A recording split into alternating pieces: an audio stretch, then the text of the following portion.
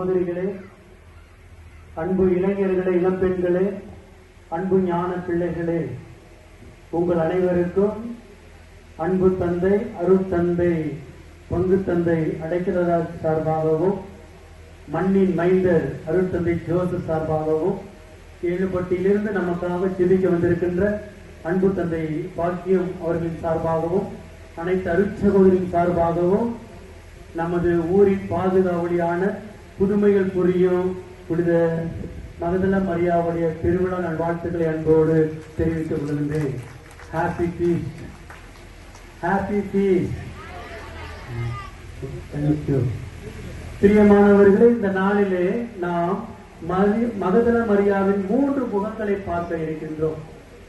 இந்த 3 நாம் பின்பற்றினோம் என்றால் நாமும் இயேசுவுக்கு சாட்சியாக வாழலாம். முதலாவது அவரை பற்றி சொல்ல வேண்டும் என்றால் சீடத்துவம். பழைய ஏற்பாட்டிலே மிரியம் ஆரோனை போல இந்த புதிய ஏற்பாட்டிலே பார்க்கின்றோம் இயேசுவும் மகதல மரியாவும் உடன் பயணித்தார்கள். அருமையாக முன்னுரையில வாசிக்க கேட்டோம். அருமையாக பங்கு தந்தை அவர்கள் முன்னுரையிலே சொன்னார்கள். இதோ மகதல மரியா இயேசுவை தனியாக தாகம் கொண்டவராக இருந்தார். அவருடைய சீடத்துவத்தை போல வாழ்ந்து வந்தார். எனவேதான் அவரோடு எந்நேரமும் சிலுவை பாதையிலும் சரி, மரிக்கும் நேரத்திலும் சரி, அவர் அடக்கம் செய்யப்பட்டாரே எப்படி இருக்கிறார் என்ற அதிகாலை எழுந்து வந்ததும் சரி, ஒரு சீடத்துவத்தை குறிக்கின்றது. நமது ஊரின் பாதுகாவலியான மகதல மரியாவுடைய இந்த பெருவிழாவிலே நமது வில்ராம்பட்டியில் உள்ள ஒவ்வொரு மக்களும் குடும்பத்தாரும் மகதல மரியாவை போல இயேசுவுக்கு சீடராக இருக்க வேண்டும், சீடத்தியாக இருக்க வேண்டும். அப்படி என்றால் இயேசுவை பின்பற்ற வேண்டும், இயேசு சொல்வதை செய்ய வேண்டும், இயேசுவுக்கு சாட்சி சொல்ல வேண்டும். வந்து பார்க்கின்றார், அவர் இல்லை என்றவுடன் சென்று மக்கள் சீடரிடம் சொல்லுவதை பார்க்கின்றோம். இயேசு சொல்லுகின்றார், நான் உயிர்த்து விட்டேன், என் சீடரிடம் சொல்லுங்கள் என்று சொல்லுகின்றார். முதல் பெண் சாட்சி என்று பார்க்கின்றோம். முதல் பெண் சீடர் என்ற பாக்கியத்தை நமது அன்பு தாய் பெறுகின்றார். உங்கள் குடும்பத்தில் உள்ள அம்மாவோ அப்பாவோ பிள்ளைகளோ இந்த பாக்கியத்தை பெற வேண்டும். இயேசுவுக்கு சாட்சி சொல்லும் முதல் பெண், முதல் ஆண் அல்லது முதல் குடும்பம். இந்த குடும்பம் ஆண்டவருக்கு எப்பொழுதும் சாட்சி சொல்லும் குடும்பம் என்று வாழ இந்த நாளிலே நமது திருவிழா நமக்கு அழைப்பு விடுக்கின்றது. இரண்டாவது மகதல மரியாவிடம் கண்டது துணிச்சல். பெண்களுக்கு தேவை துணிச்சல். இதைதான் மகதல மரியாவிடம் நாம் பார்க்கின்றோம். இதோ யோவான் எழுதின செய்தி 19வது அதிகாரம் 25வது வசனத்திலே சிலுவை அடியில் இயேசுவின் தாயும் மகதல மரியாவும் நின்று கொண்டிருந்தார்கள். படை வீரர்கள் இருந்தார்கள், எல்லாரையும் விரட்டி கொண்டிருந்தார்கள். ஆனால் பயப்படாமல் சிலுவைக்கு அடியிலே தாய் மாதாமாவுக்கு துணையாக இயேசுவை பார்த்து கொண்டு அங்கு அவர் துணிச்சலோடு இருப்பதை நாம் பார்க்கலாம். இயேசுவின் பிரியமானவர்களே, ஒரு குடும்பம் வளர துணிச்சல் வேண்டும். குறிப்பாக பெண்களுக்கு துணிச்சல் வேண்டும். பயம் இருந்த வாழ்க்கையில ஜெயிக்க முடியாதுங்க. பயந்தா வேலைக்கு போக முடியாது, பயந்தா ஸ்கூலுக்கு போக முடியாது, பயந்தா படிக்க முடியாது, பயந்தா ஸ்கூல் நடத்த முடியாது, பயந்தா பங்கை நடத்த முடியாது, பயந்தா வெளிநாடு செல்ல முடியாது, பயந்தா வாழ்க்கையிலே கடன் பிரச்சனையை தீர்க்க முடியாது. நமது அன்பு தாயிடம் அவருக்கு இருந்த அதே துணிச்சல் இந்த நாளிலே இந்த திருவிழாவுக்கு வந்திருக்கின்ற உங்கள் ஒவ்வொருவருக்கும் கிடைக்க வேண்டும் என்று நாம் ஜெபிக்கும் பொழுது அத்தகைய பாக்கியம் நமக்கு கிடைக்கும். மூன்றாவதாக மகதல மரியாவிடம் இருந்தது தேடல், ஏக்கம். இயேசுவை தேடினார். அங்கு கல் புரட்டப்பட்டிருப்பதை கண்டார். ஓ என்று ஓடிவிடவில்லை, தேடினார். அங்கு இயேசு பேசிய பொழுதும் மூன்றாவதாக மகதல மரியாவிடம் இருந்தது தேடல், ஏக்கம். இயேசுவை தேடினார். அங்கு கல் புரட்டப்பட்டிருப்பதை கண்டார். ஓ என்று ஓடிவிடவில்லை, தேடினார். அங்கு இயேசு பேசிய பொழுதும் முதலாக தோட்டக்காரன் நினைத்தார், இயேசுவை எங்க வைத்தீர் என்று கேட்டார். தேடல் இருப்பவர்கள் கண்டடைகிறார்கள். அதனால தேடுங்கள், உங்களுக்கு நீங்கள் கண்டடைவீர்கள் என்று சொன்னார். கேளுங்கள், உங்களுக்கு கொடுக்கப்படும் என்று சொன்னார். நமது அன்பு தாயின் பெருவிழாவிலே நாம் தேட வேண்டும். யாரை தேட வேண்டும்? எதையோ தேடுகின்றோம், யார் யாரும் போவதற்காக தேடுகின்றோம். இந்த நாளிலே இயேசுவை தேட வேண்டும். இயேசு அதை காணவில்லை. வெற்றிடத்தை பார்க்கின்றோம், அழுகையை பார்க்கின்றோம், புலம்பலை பார்க்கின்றோம், மகதல மரியாதையோட கஷ்டத்தை பார்க்கின்றோம். உங்கள் குடும்பத்திலே கஷ்டங்கள் வரும் பொழுது, துன்பங்கள் வரும் பொழுது, துயரங்கள் வரும் பொழுது, நோய்கள் வரும் பொழுது, எதிர்பாராத நிகழ்வுகள் நடக்கும் பொழுது, சவால்கள் வரும் பொழுது பயந்து விடாமல் பொறுமையாக இயேசுவை தேட வேண்டும். இயேசுவிடம் வர வேண்டும். இயேசுவிடம் உங்களுடைய கஷ்டத்தை சொல்ல வேண்டும். இயேசுவிடம் நாம் சொன்னோம் என்றால் அனைத்து ஆசீர்வாதங்களையும் இந்த நாளிலே நாம் பெற்றுக்கொள்ள முடியும். இது இயேசுவில் பிரியமானவர்களே, புனித ஆன்சலம் சொல்லுகிறார், மகதல மரியா அழுத கண்ணீர் தாழ்ச்சியின் கண்ணீர், அன்பின் கண்ணீர் என்று சொல்லுகிறார். கண்ணீர் விட்டு அழுதாராம். இயேசுவை காணவில்லை என்று அழுதாராம். உங்களுடைய மனசாட்சியை தொட்டு சொல்லுங்க, என்னைக்காவது இயேசுவை நான் காணவில்லை என்று அழுதிருக்கிறீர்களா? பெற்றோர்கள் பிள்ளையை காணவில்லை என்று அழுதிருப்பார்கள். திருவிழாவில் தொடர்ந்து போயிருந்தால் அழுது கொண்டே போய் அனௌன்ஸ்மெண்ட்ல சொல்லியிருப்பார்கள். குறிப்பா வேளாங்கண்ணி மற்ற இடங்களிலே யார் யாருக்காகவோ நீங்கள் அழுது கொண்டிருக்கிறீர்கள். இயேசு எங்க வீட்டில இல்லையே என்று எந்த பெற்றோராக அழுதிருக்கிறீர்களா?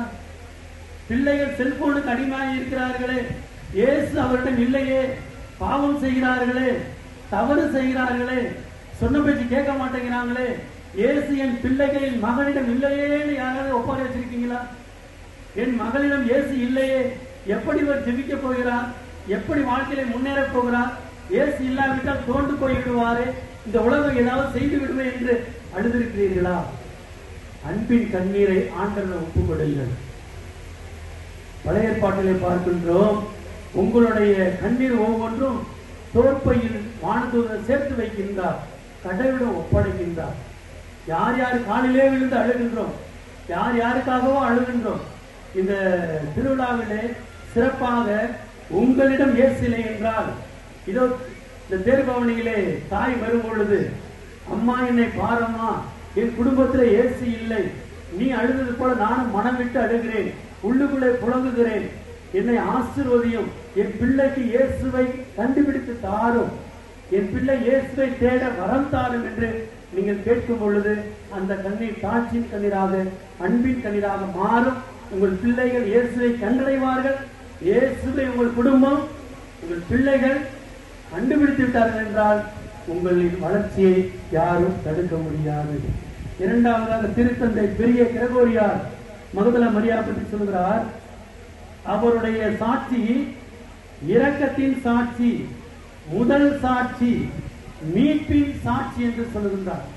பாருங்கள் எப்படியாப்பட்ட சாட்சி என்று. இரக்கத்தின் சாட்சி, மீட்பின் சாட்சி, மீட்பின் முதல் சீடர், மீட்பின் முதல் பெண் சீடர், முதல் நற்செய்தியின் தூதுவர், உயிர்ப்பின் முதல் சாட்சி. எனவே நீங்கள் இயேசுவை கண்டுகொண்டீர்கள் என்றால் நீங்களும் ஆசீர்வதிக்கப்படுவீர்கள். முதல் சாட்சியாக, தொடர் சாட்சியாக விளங்குவீர்கள். இது இயேசு பிரியமானவர்களே. அப்ப நம்ம என்ன செய்யணும் பாருங்க இந்த நேரத்துல? அதற்கு நாம் இயேசுவை நற்கருணையை தேட வேண்டும்.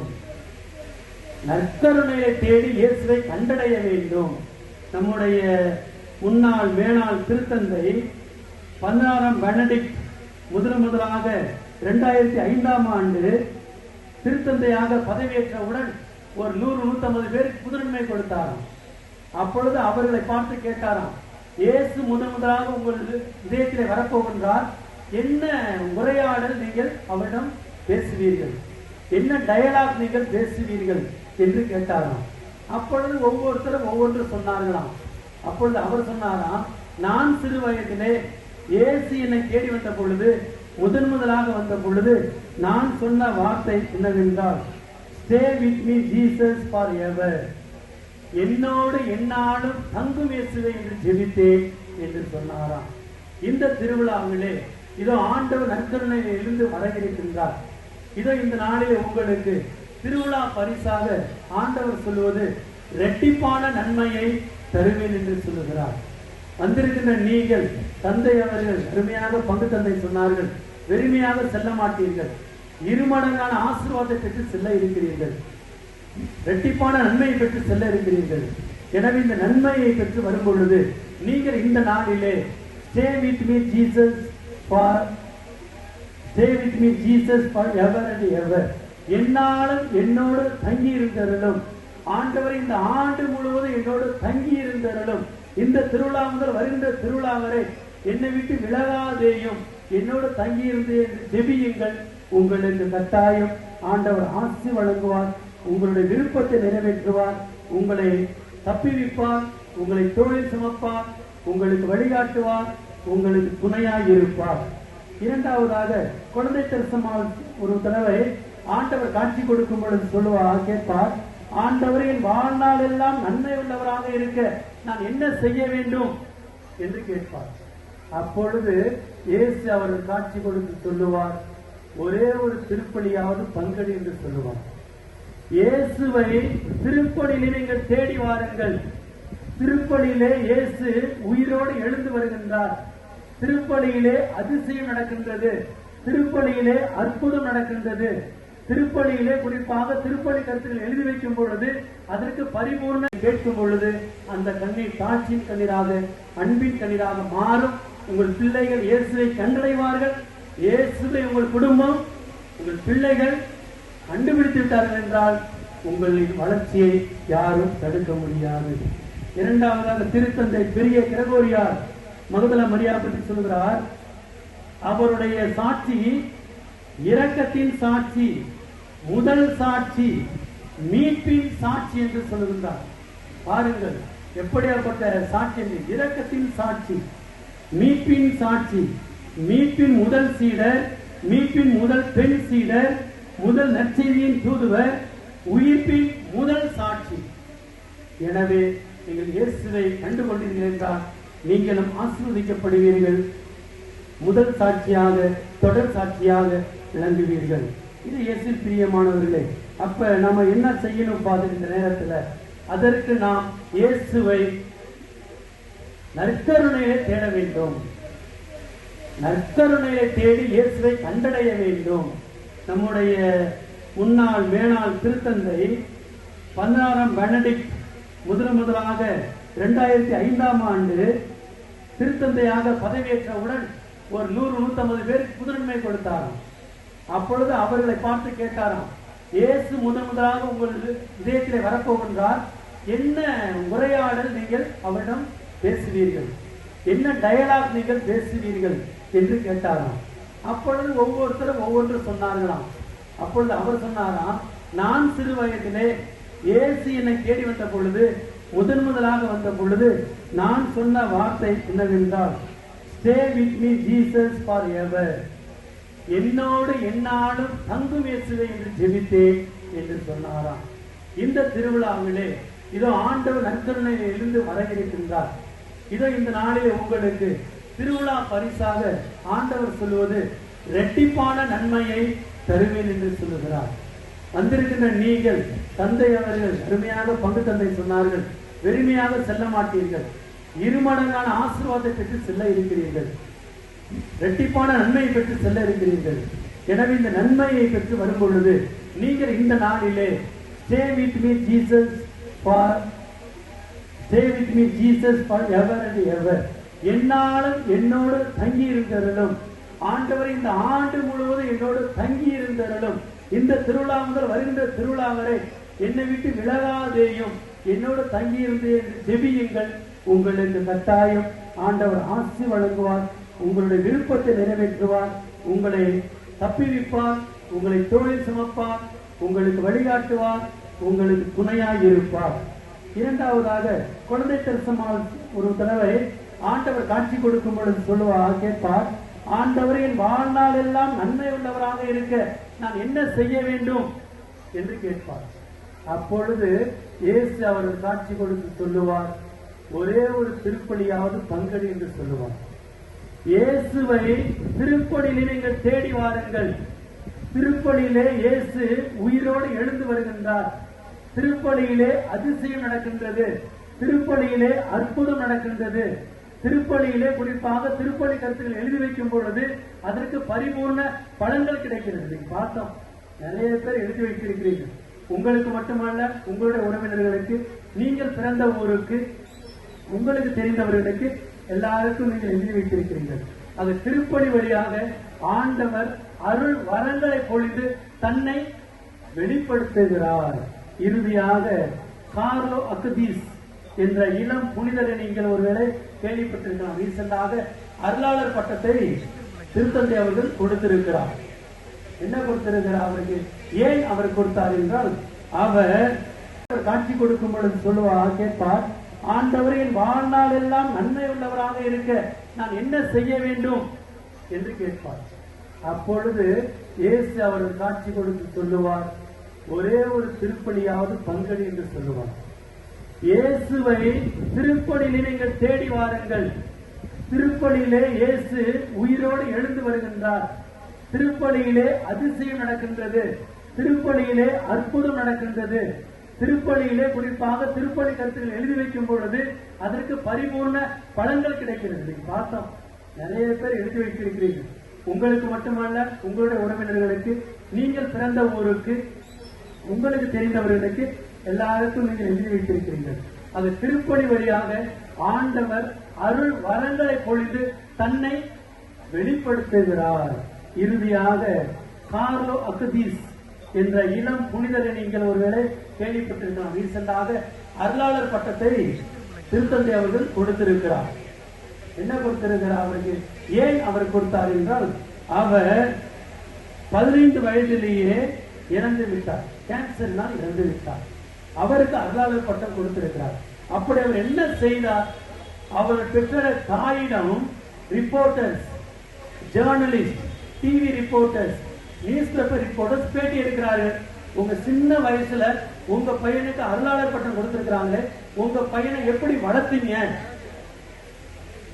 எல்லா மக்களுக்கு என்ன செய்தி சொல்றீங்க என்று கேட்ட பொழுது அவர், அந்த தாய் அவர்களை பார்த்து சொன்னாராம், என் பையனை இப்படி இரு அப்படி இரு என்று சொல்லி நான் வளர்க்கவில்லை, மாறாக நான் தினந்தோறும் திருப்பலிக்கு அழைத்து சென்றேன். எப்பொழுதுதான் திருப்பலி நடக்கிறதோ அப்பொழுது அவனை நான் அழைத்து சென்றேன், அவனை திருப்பலிக்கு அனுப்பினேன். இதனால் நற்கருணை மீது பக்தி வந்தது, நற்கருணை அதிசயத்தை கண்டார். இந்த சிறு வயதிலே அவர் தனது கேன்சர் இருந்தாலும் நற்கருணை எங்கெங்கெல்லாம் உடலாக, இயேசு உடலாக மாறி இருக்கிறதோ எல்லா இடத்தையும் அவர் சென்று சந்தித்தார். யூடியூப்ல போய் நீங்க கார்லோஸ் அக்கதீஸ்னு டைப் பண்ணிட்டீங்கன்னா அதுல அவரே அங்க என்ன பண்ணிருக்கிறாரு, அப்லோட் பண்ணிருக்கிறாப்ல, இயேசு எந்தெந்த இடத்துல தன்னுடைய உடலை ரத்தமாக மாற்றி இருக்கிறார் என்பதை நீங்கள் பார்க்கலாம். இதனால்தான் இன்று அவர் அருளாளர் பட்டம் பெற்றிருக்கிறார் என்று சொன்னார். பெற்றோர்களே, மகதலா மரியாதை அன்பு பக்தர்களே, உங்கள் பிள்ளைகளை நற்கருணை பக்தியிலே வளருங்கள்.